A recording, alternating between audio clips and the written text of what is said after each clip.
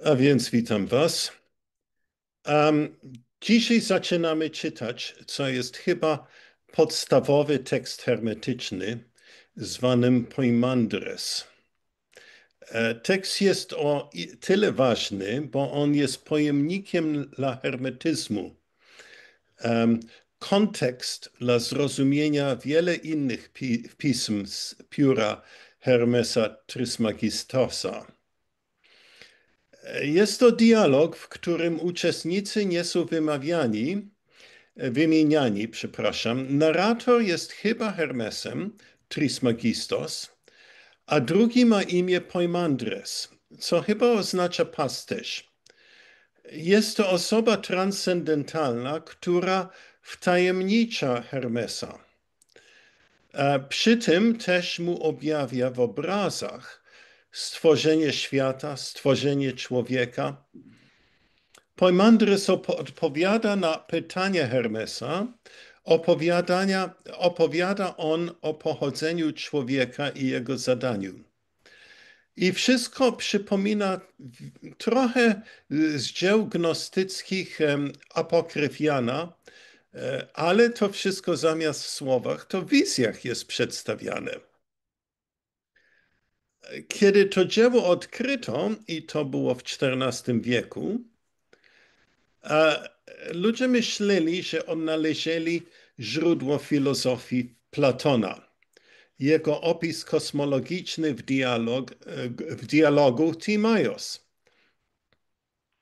Potem okazało się, że wprost przeciwnie i na odwrót.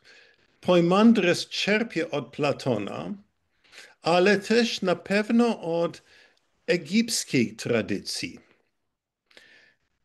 Tekst jest datowany do III wieku i oryginał grecki. Jednak chodzi w tym tekście, wydaje mi się, o czymś innym niż proste przedstawienie kosmologii. Inny tytuł tego dzieła jest Wizja. Ściśle mówiąc, jest to wizja i opis, jak poznać rzeczy pozazmysłowe. No i są tu konkretne wskazówki nie tylko dla ucznia Hermesa, ale dla nas o tym, w jaki sposób powinniśmy przyjąć wizję.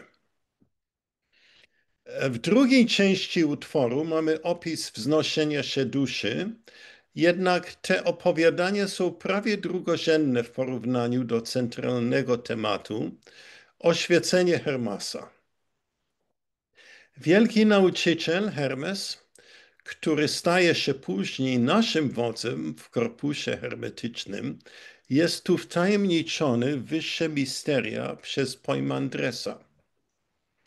I dzieje się to nie w przestrzeniach naszego świata, ale w wyższych światach, dostępne w stanie rozszerzonej świadomości. Można powiedzieć, że tekst Poimandres jest par excellence opis gnostycznego doświadczenia. Dobrze byłoby najpierw coś powiedzieć o uczestnikach. Hermes Trismegistus jest autor wiele dzieł duchowych, zwanym korpusem hermetycznym, ale są inne magiczne, alchemiczne i astrologiczne dzieła. I w tych dziełach on występuje jako mistagog, udzielając duchowe nauczanie. Może on w rzeczywistości był kapłanem egipskim, kto wie. Poimandres przedstawia siebie jako umysł, po grecku nous. To jest jedno z dwóch dzieł, w którym nous jest nauczycielem. Drugie dzieło jest to tak zwane 11 dzieło w korpus hermetycznym, tak zwanym Nous do Hermesa, które wydaje mi się zachowam dla naszą konferencję. I Nous to nie jest umysł tak, jak my go psychologicznie rozumiemy. Tu raczej w tych tekstach to, co my używamy i nazywamy jako umysł, to jest w tych tekstach nazwane rozum albo rozumowanie.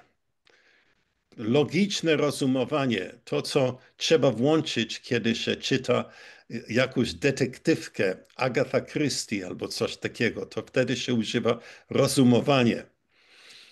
To, co Hercule Poirot by nazwał moje szare komórki mózgu. Ale tu chodzi o coś innego. I rozumem my tworzymy słowa.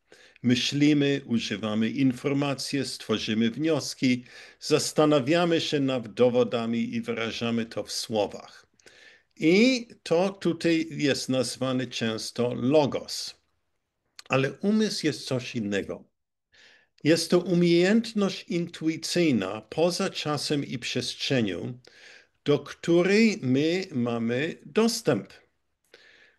Nie mówię, że cały czas, ale w każdym razie my mamy dostęp tam. I to nie bazuje się na informacji, ani nie obejmuje czasu. Kiedy nóż działa, to przychodzą do nas intuicje błyskawicznie. Są nawet wypadki o jakich takim matematyku, który w pewnym sensie mówił, jak wchodził do autobusa, postawił nogę na schodach i nagle błyskawicznie do jego mózgu zjawiło się cały dowód bardzo skomplikowanego twierdzenia. No, w taki sposób nóż też może działać, ale to działa błyskawicznie, poza czasem. Mówią o umyśle, że to są oczy serca. Pozwala nam być świadomym wyższym światom poza naszymi zmysłami. Jednak osoba, z którą Hermes rozmawia, jest czymś innym, chociaż mówi o sobie, jestem poimandres, umysł absolutny. To wydaje się, że to jest umysł na szczeble wyższym niż jesteśmy przyzwyczajeni.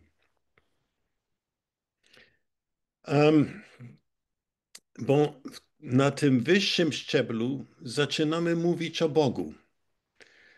Jeśli nie jest Bóg, to Bóg niewidzialny gnostyków, to jest chyba eon, co pochodzi od Boga niewidzialnego. Jednak to jest coś, z którym człowiek może się spotkać.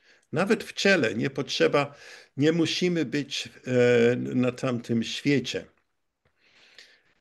Powiedziałbym, że święty Paweł spotkał się z tym na drodze do Damaszku i stąd on czerpał swoją naukę. W jego wypadku to nazwa umysłu to był Chrystus. Chrystus duchowy, który przyszedł do niego i całe nauczenie święty Paweł od niego dostał. Trochę od innych apostołów, ale głównie stamtąd. Prorok Mani, on czerpał swoją naukę od anioła, jego bliźniaka. A Hermes, no, on nazwał go poimandresem. Absolutny umysł, źródło wszystkiego. Trochę słowa o wersji. Corpus Hermeticum, który my mamy dzisiaj, przeszedł przez wiele przekładach i redakcji. I każdy tłumacz dodał do swojej wersji swoją ulubioną filozofię. Wersję uważano dzisiaj przez naukowca jako najbardziej wiarygodna. To grecka wersja A.D. Nock i przyłożył właśnie Francuz Festugier. I to jest podstawowa wersja, z której Aneta Tylak i Wincenty Miszor stworzyli ich polski przekład. I ja będę używał wersję profesor Anety Tylak i, em, i ona w ogóle przełożyła cały korpus i napisała bardzo ciekawy przekład, i komentarz, który opublikowało. I teraz ja wam w chatboxie, czekajcie, ja postawię link do korpusa hermetycznego, który postawiłem na internecie. Jest tam. Ja nie postawiłem ogólnie na mojej stronie, bo jest kwestia praw autorskich, ale wydaje mi się tak, żeby dać wam link, to nie jest problem. I teraz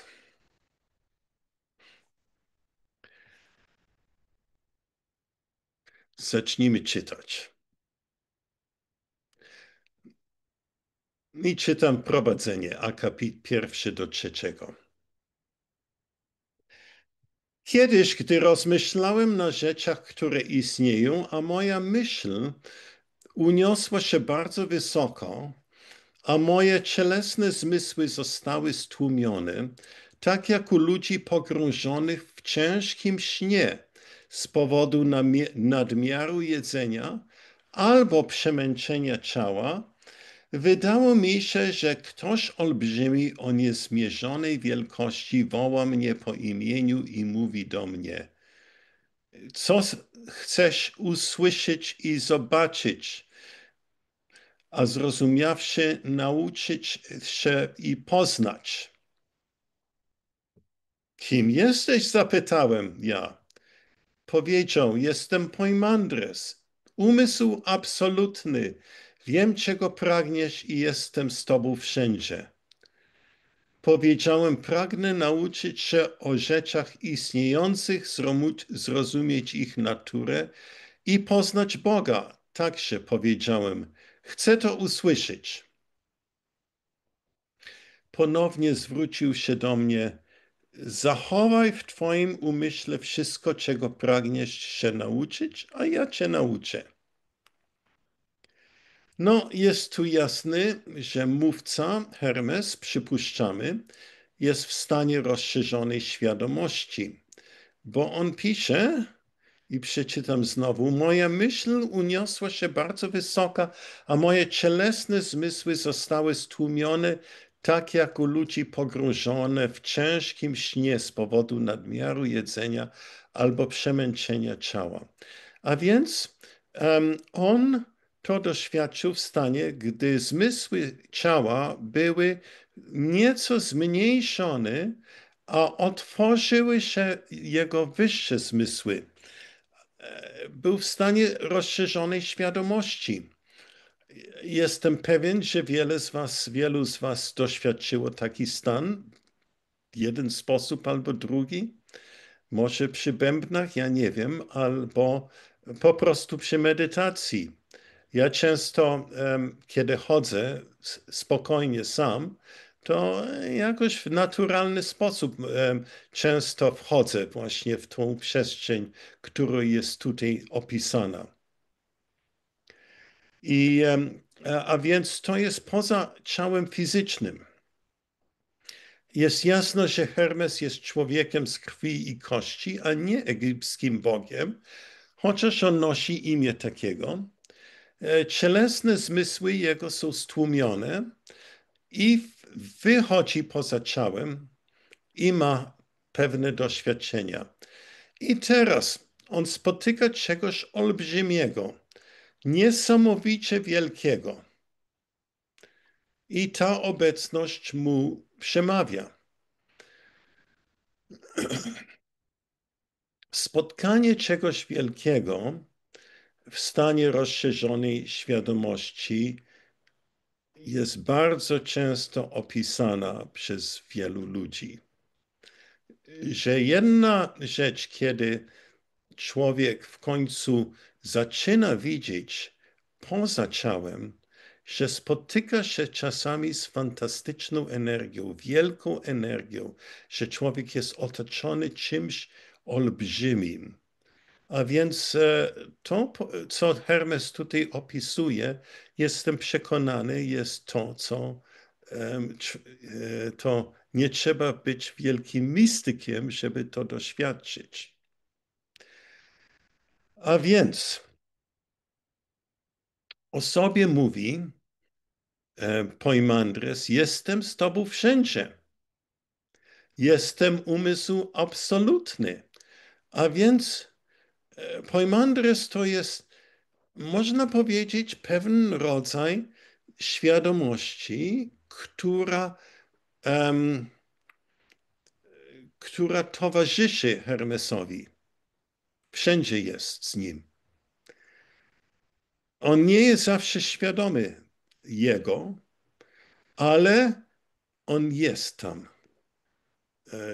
I znowu wydaje mi się, to trzeba wziąć to jako dosłownie, że w taki sposób jest i taki sposób też na pewno wielu z Was doświadczyło taką obecność, która Wam towarzyszy.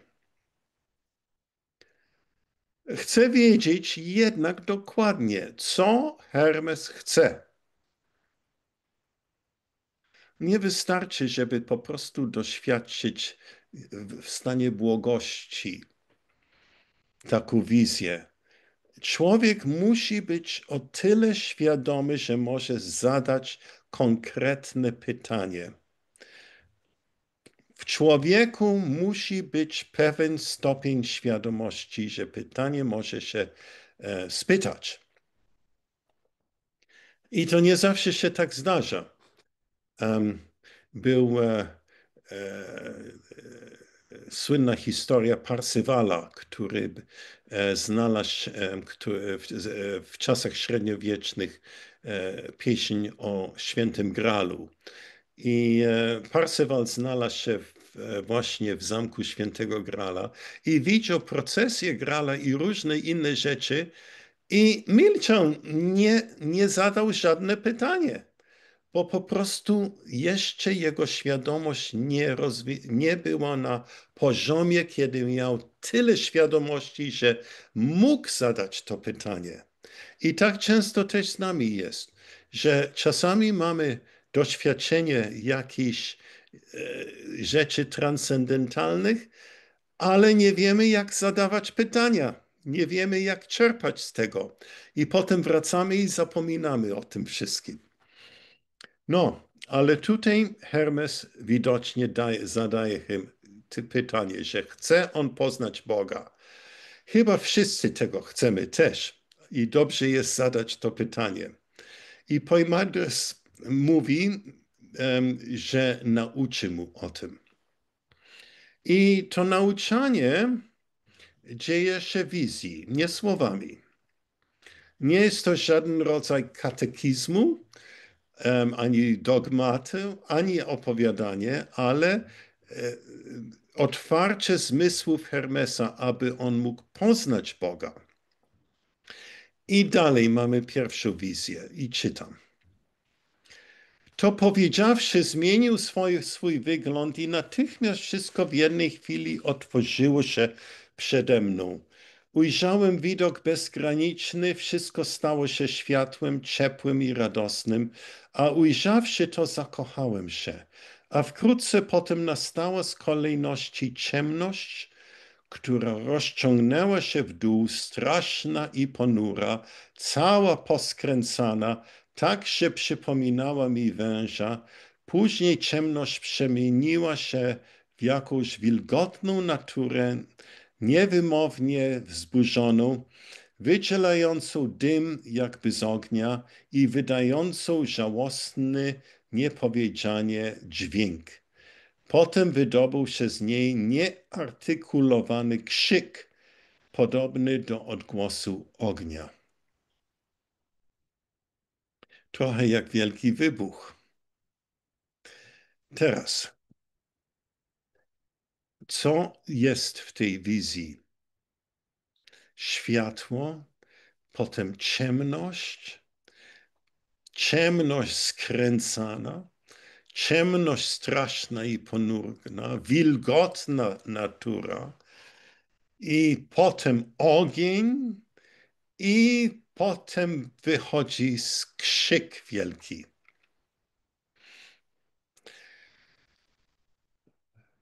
Tutaj mamy światło, ale razem światłością w kolei jest ciemność. I ciemność chaotyczna. To jest chaos. Bez chaosu nie może być porządek. Bez ciemności nie może być światła. I to jest po prostu bardzo zasadnicza prawda. I tutaj jest tak też. A więc mamy razem z pochodzeniem światła jest ponura, skręcona, wilgotna natura, żałosny dźwięk, wielki huk i tak dalej, i tak dalej. I budzi się świat materialny. To jest matryca, w której później będzie stworzony nasz kosmos.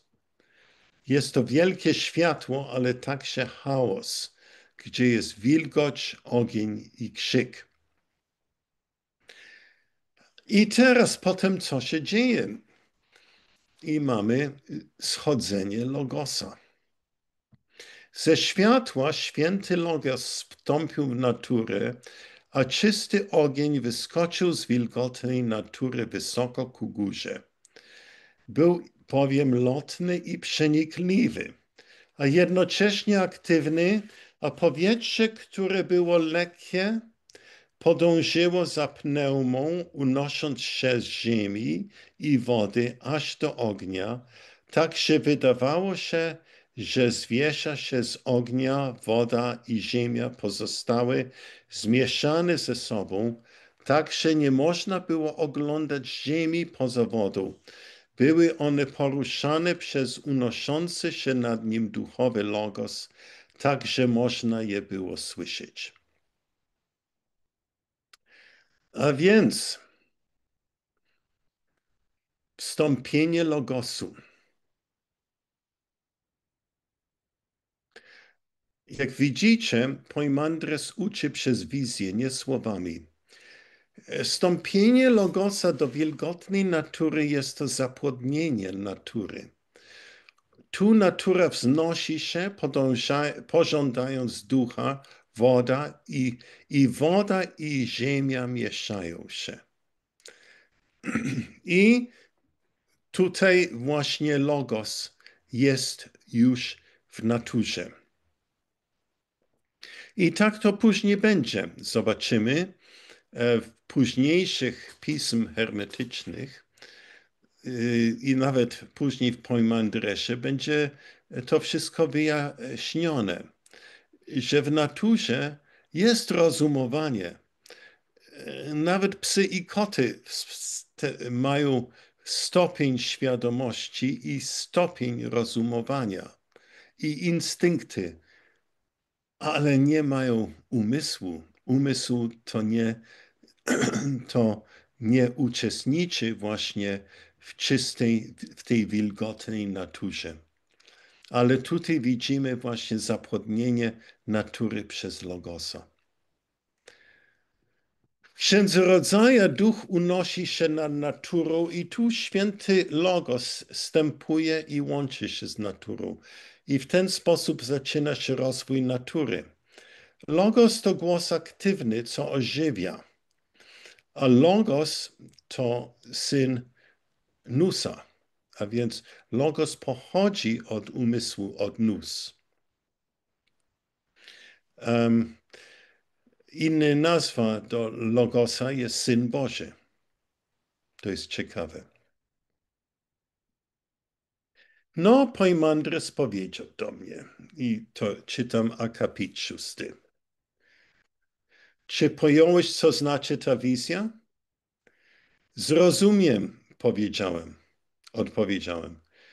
To światło powiedział, to ja, umysł, Twój Bóg, ten, który istniał przed wilgotną naturą, która ukazała się z ciemności, z umysłu zaś pochodzi świetlisty Logos, Syn Boga. A więc na początku mieliśmy światło i ciemność. Z ciemności pochodzi wilgotna natura, a z umysłu pochodzi Logos, który zapłodnia naturę. I dalej czytam. Cóż więc dalej, zapytałem. Pojmij w ten sposób, to, co w tobie widzi i słyszy, to Logos Pana. Umysł zaś jest Bogiem Ojcem, nie są oddzieleni od siebie nawzajem, ponieważ ich zjednoczenie jest życiem. Dziękuję Ci, powiedziałem, patrz więc na światło i poznaj je. Przeczytam kluczową frazę znowu. Pojmij to w ten sposób, to, co w Tobie widzi i słyszy, to Logos Pana. A więc to, co widzi i słyszy w nas, to Logos. W wizjach człowiek pojmuje dzięki Logosu. Umysł to otwiera dla nas oczy i możemy pojąć umysł, ale żeby to interpretować i żeby to wziąć na poziom, który możemy potem przyjąć w codziennym życiu, to jest działalność Logosu w nas. Właśnie wyższy rozum. I jeśli u człowieka Logos nie funkcjonuje, to z wizji nic nie będzie. Nie damy rady wyrazić wizję, którą otrzymamy. I teraz Poimandres wzywa Hermesa do poznania, do gnozy, a on doświadcza przez wpatrywanie się w oczy Poimandresa. A więc mamy teraz drugą wizję.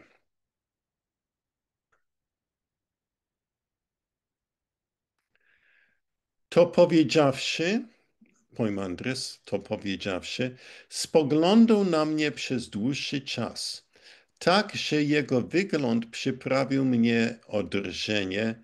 Gdy podniósł głowę, ujrzałem w moim umyśle światło znajdujące się w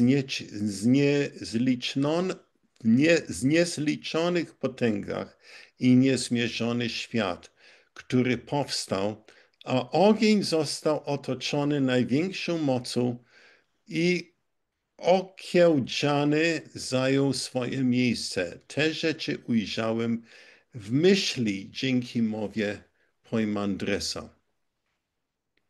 A więc Hermes popatrzył w oczy Poimandresa i właśnie on ujrzał w swoim umyśle światło. I świat niezmierzony, bez końca, który powstał. I ogień otoczony największą mocą. A więc tutaj Hermes poznaje te pierwiastki, z którego potem świat będzie stworzony. I to właśnie swoim świetlanym umyślem to wszystko widzi. I dalej 8. Ponieważ nie mogłem wciąż ochłonąć z wrażenia, zwrócił się do mnie ponownie. Ujrzałeś w umyśle służącą za archetypową ideę, prapoczątek niezmierzonej zasady, to powiedział mi Poimandres. A więc Poimandres mu tłumaczy, co on widzi, że to jest wizja świata archetyp. Tu są archetypy, wszystkie wzory, które później będą kształtować świat, które będą kształtować nas i naszą psychikę. A więc ten cały świat archetypów jest ten świat, który Poimandres teraz widzi. I to, co istniało od początku do końca, wzór wszystkiego, teraz Poimandres widział.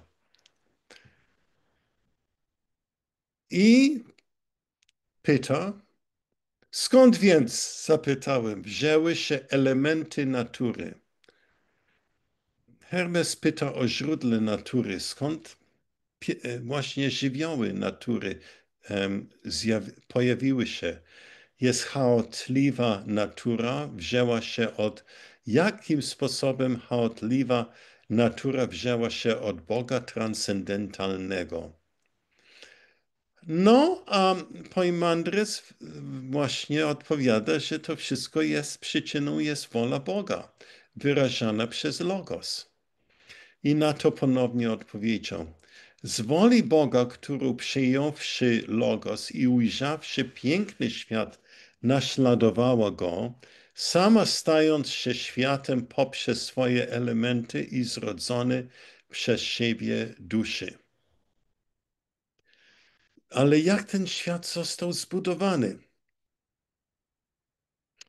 No, mimo skutkiem woli Boga, ale tu widzimy, że tu Logos chciał, ale przepraszam, ja trochę przeskoczyłem tutaj w tekście. Tak, i przeczytam następną część. Poimandres mówi, umysł, Bóg, będąc męsko-żeński, istniejąc jako życie i światło, zrodził za pomocą Logosu drugi umysł, demiurga. Ten, będąc Bogiem ognia i pneumy, utworzył 7 zarządców, którzy okrążają świat zmysłowy, a ich rządy nazwane są przeznaczeniem. Teraz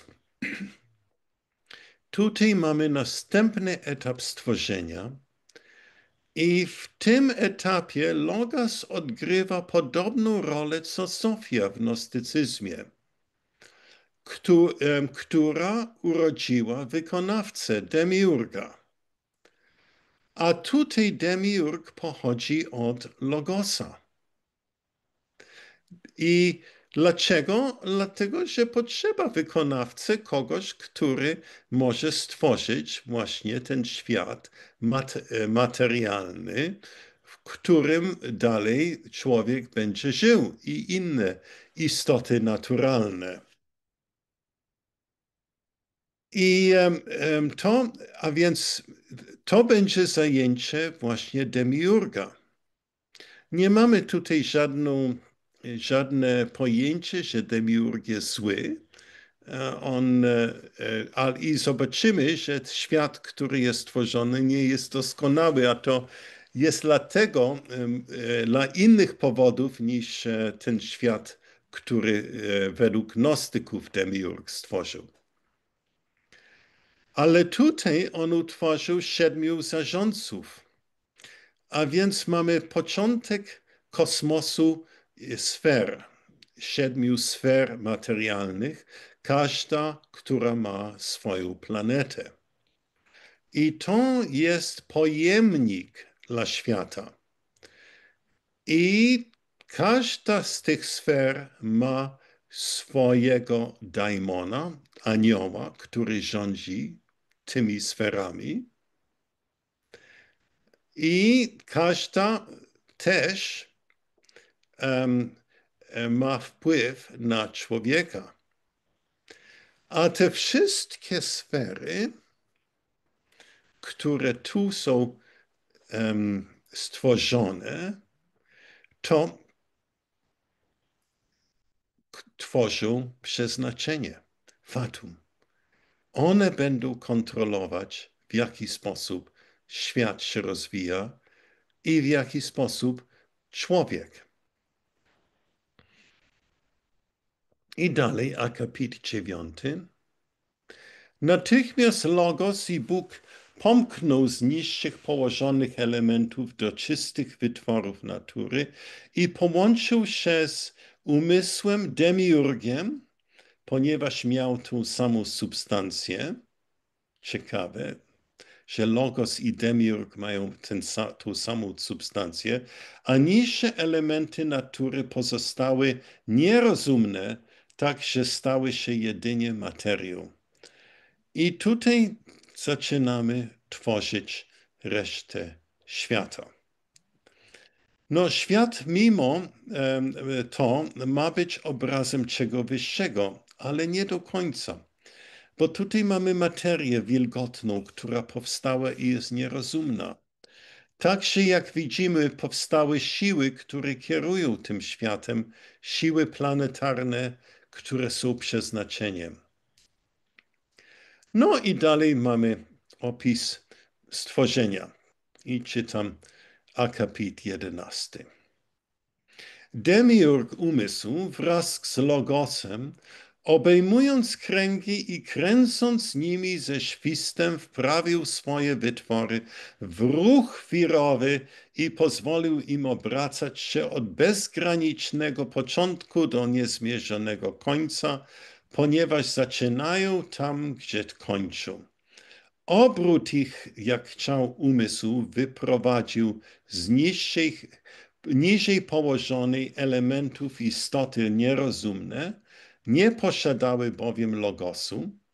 Powietrze niosło stworzenia skrzydlate, wodę pływające, ziemia i woda zostały, jak chciał umysł, oddzielone od siebie nawzajem i ziemia wydała z siebie zwierzęta, które miały w sobie czworóżne i pełzające, dzikie i oswojone.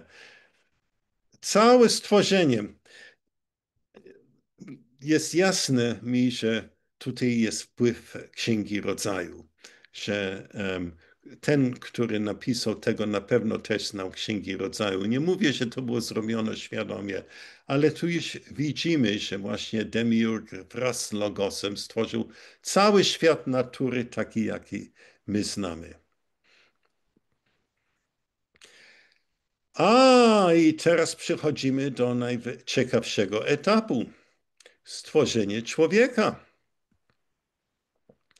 Ale to zaczynamy nie od Adama, jakiego my znamy, i Ewy w raju, ale tutaj chodzi o niebiańskiego człowieka, który stanie się wzorem dla Adama i wzorem dla człowieczeństwa.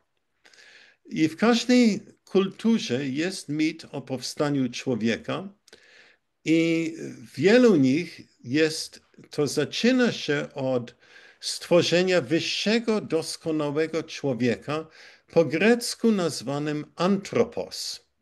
I to ma odgrywa wiele ról w alchemii i w innych ezoterycznych tekstach. I akapit 11. Umysł, ojciec wszechrzeczy, będąc życiem i światłem, urodził człowieka, równego sobie, którego pokochał jak własne dziecko. Był on bowiem bardzo piękny, mając w sobie obraz ojca.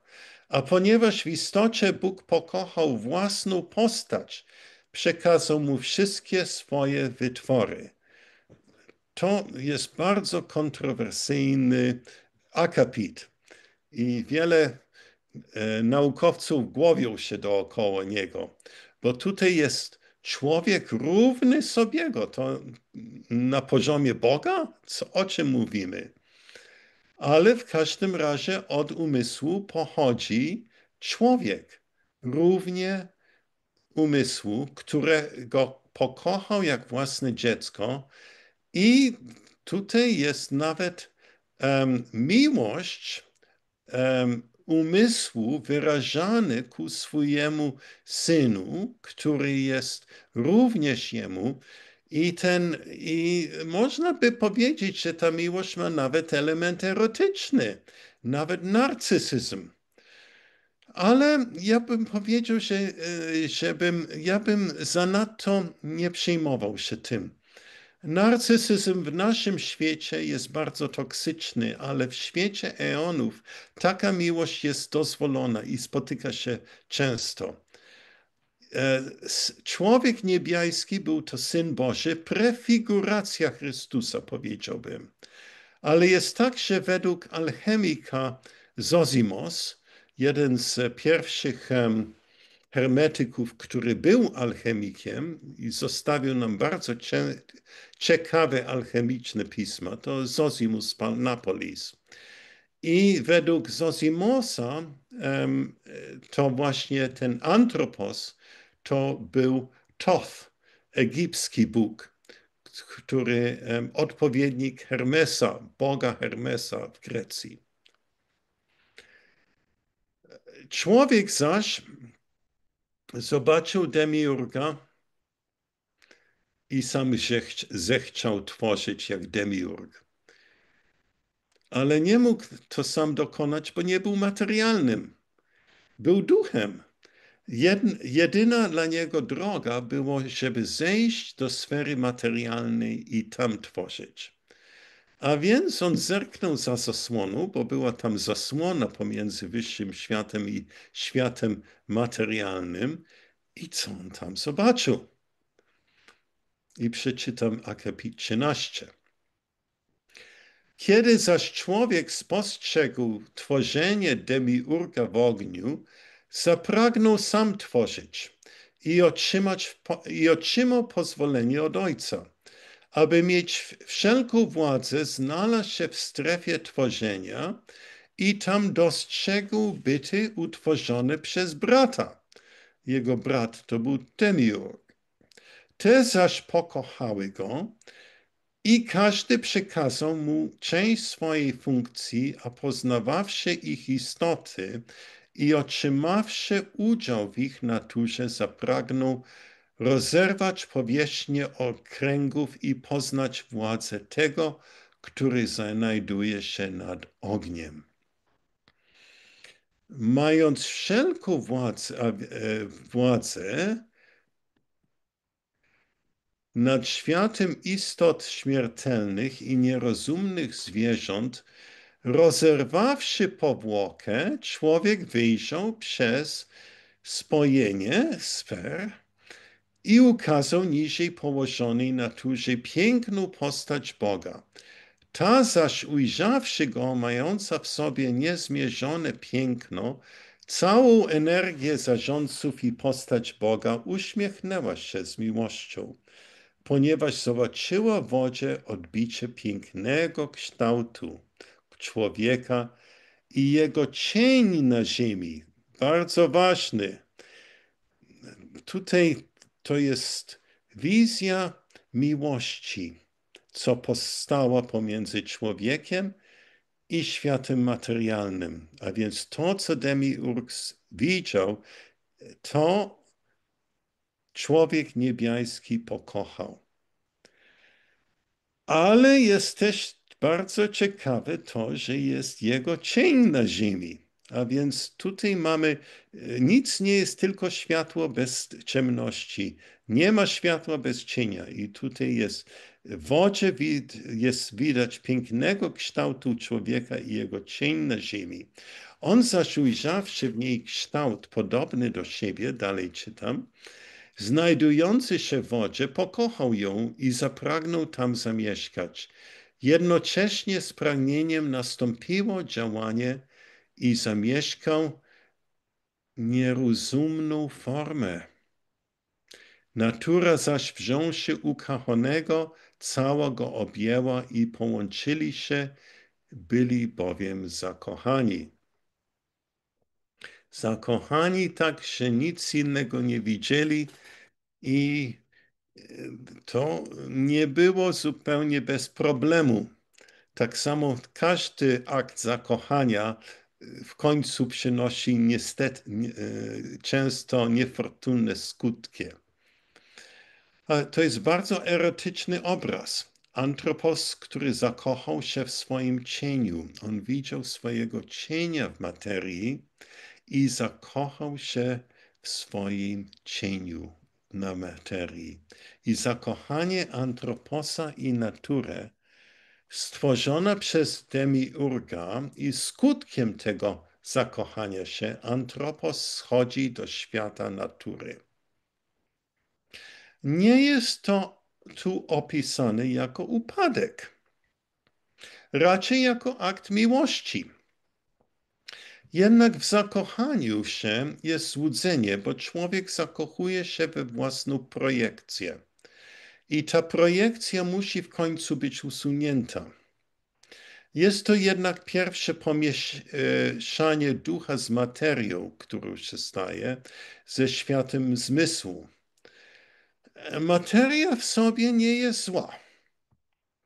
Nie w tym problem tkwi. Problem jest pozbawienia umysłu, że jest materia pozbawiona umysłem i podlega siłom planetarnym i przeznaczeniem. I jest nieświadoma i człowiek stąpił od miejsca błogości i jasności do miejsca, gdzie jest ograniczony. I w tym jest problem.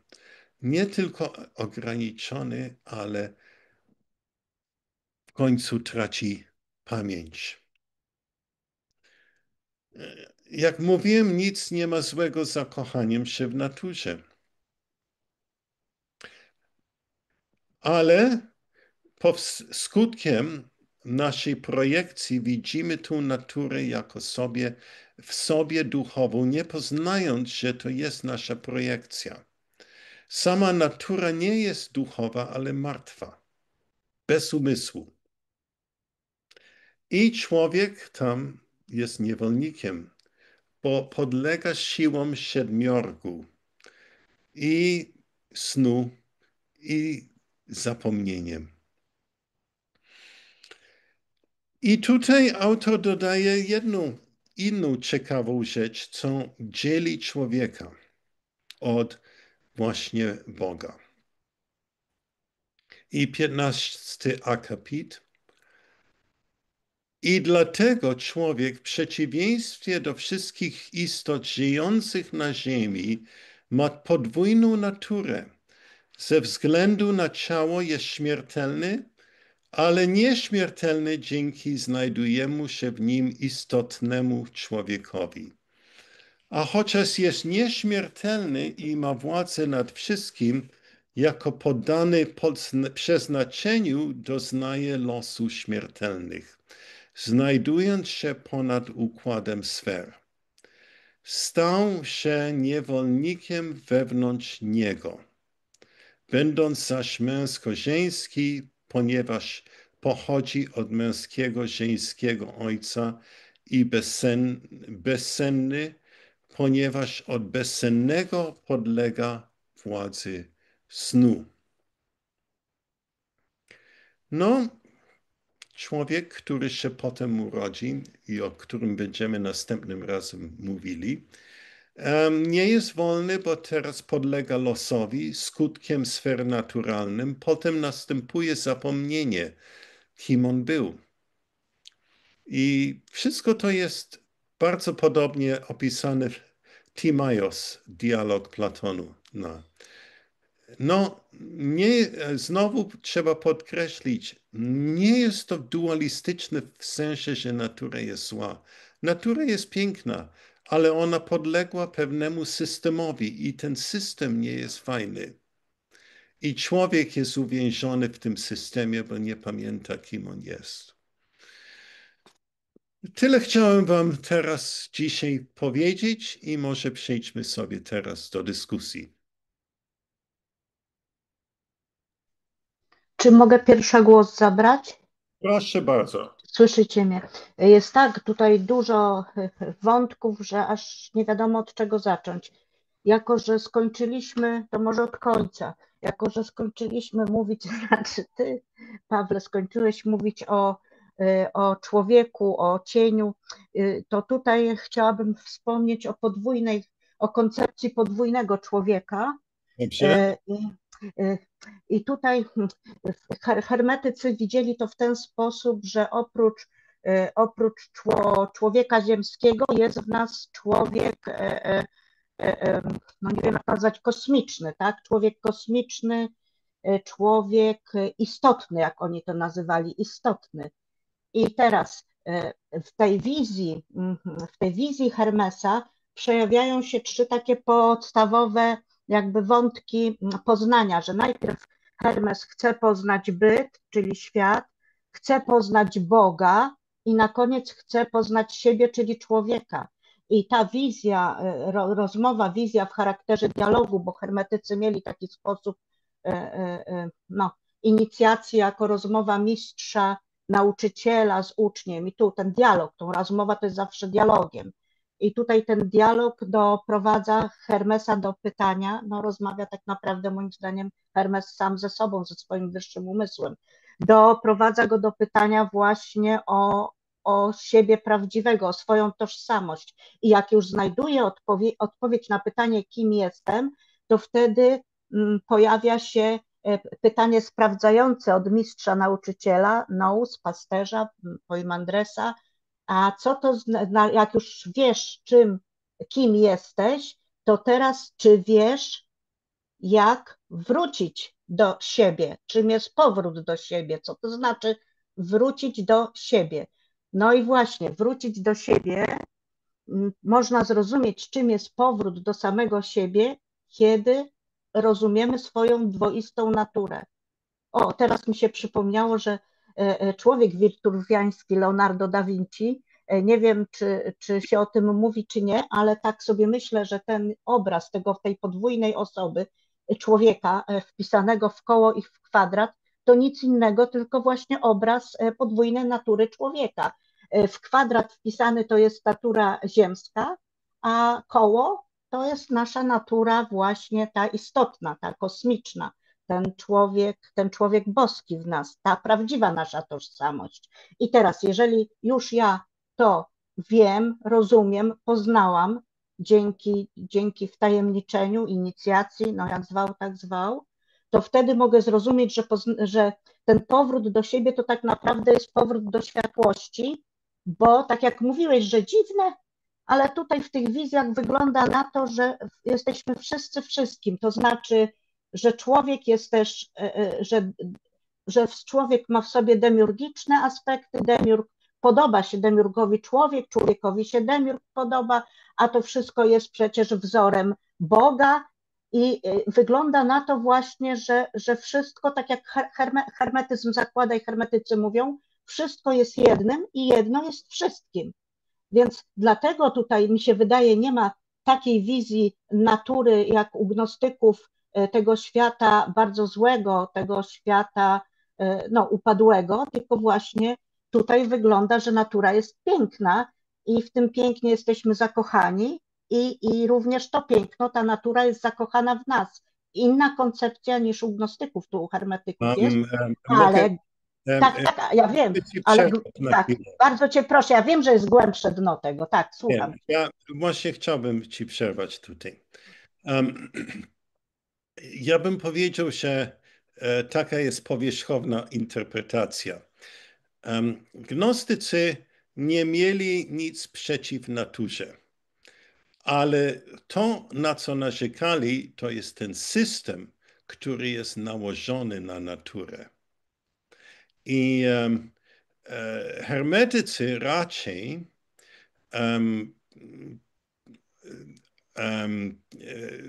uwielbiali naturę, trochę w rodzaju świętego Franciszka. Może to jest bardzo ciekawe, że hermetycyzm odkrył się w czasie świętego Franciszka nawet. Ale tutaj właśnie oni chwalą naturę, jak wszystko jest piękne i tak dalej.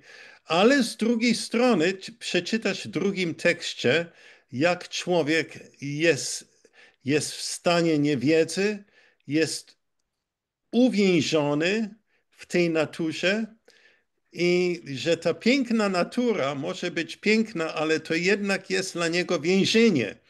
I musi się jakoś jakimś sposobem się uwolnić od tego. I to w pismach hermetycznych jest też. A więc ja bym powiedział, że nie ma wielkiej różnicy pomiędzy w sposób, którym gnostycy i hermetycy patrzyli na naturę. Hermetycy raczej wysławiali, jak piękne są drzewa, natura i tak dalej, i zwierzęta. No, ja także bardzo lubię naturę i zwierzęta, i morze i tak dalej, ale też nie poznaję, ja ja nie widzę w nich umysłu. Ja nie widzę, że umysł się tam porusza w nich, bo to jest świat pozbawiony umysłu też. I to jest też to, co hermetycy uczą, że tam nie ma umysłu.